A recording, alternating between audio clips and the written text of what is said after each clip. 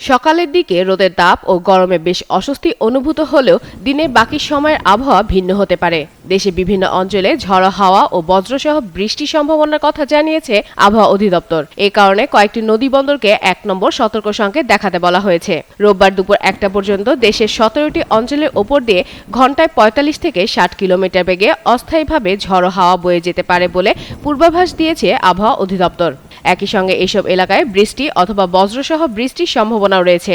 আবহাওয়া অধিদপ্তরের প্রকাশিত সতর্কবার্তায় বলা হয়েছে, ঢাকা, টাঙ্গাইল, ময়মনসিংহ, ফরিদপুর, রাজশাহী, পাবনা, বগুড়া, যশোর, কুষ্টিয়া, খুলনা, বরিশাল, পটুয়াখালী, কুমিল্লা, নোয়াখালী, চট্টগ্রাম, কক্সবাজার এবং সিলেট অঞ্চলের ওপর দিয়ে পশ্চিম অথবা উত্তর পশ্চিম দিক থেকে দমকা বা ঝড়ো হাওয়া বয়ে যেতে পারে।